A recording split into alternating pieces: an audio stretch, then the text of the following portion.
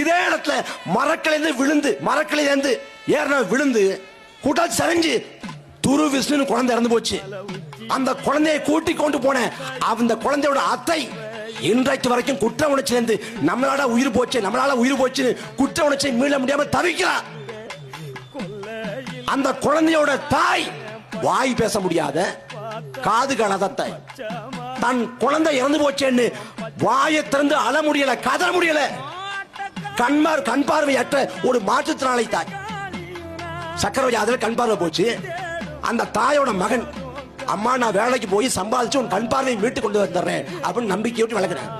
அந்த மகன் இறந்து போயிட்டான்.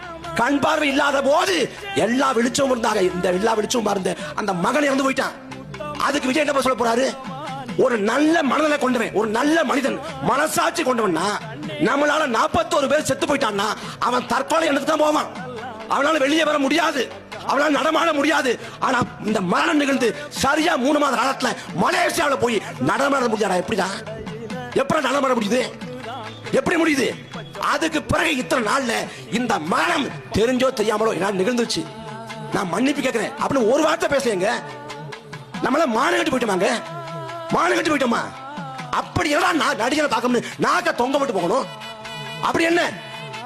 அவனுக்கு நம்மள போட 2 கை இருக்கு, 2 கால் இருக்கு, மூக்கு இருக்கு, வாய் இருக்கு. இதானே நடிகன்? படத்துல எல்லாம் பண்ணுவான், நிஜத்துல தொடரடுங்குவான்.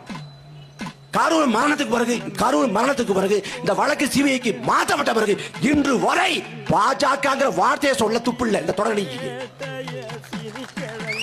கூட்டம் நடந்தா டிவிக்கேன்னு கத்துறது, கொடியா காட்டுறது. 41 பேர் செத்து விழுந்த போது நீங்கள் எங்கடா புடுங்க போனீங்களாடா? எங்கடா போனீங்க? இடியாப்பா வைக்க போனியா? டிவி வைக்க போனியா? எங்கடா போன?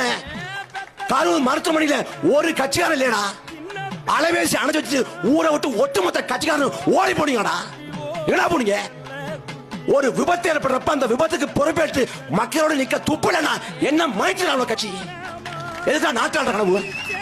இந்த 41 பேர் சாவுக்கு யாரா பொறுப்பேற்பது? 41 பேர் செத்து விழுந்த இடத்துல சொல்றோம். இந்த அரசியல் அநாகரிகங்கள், சமூக குப்பைகள் முற்றுமுழுதாக துடை தெரியப்படணும். இவன் அதிகாரத்துக்கு வந்தால் திமுக அதிமுக விட மிக மோசமான நிலைக்கு தமிழ்நாட்டை கொண்டு போயிடுவான்.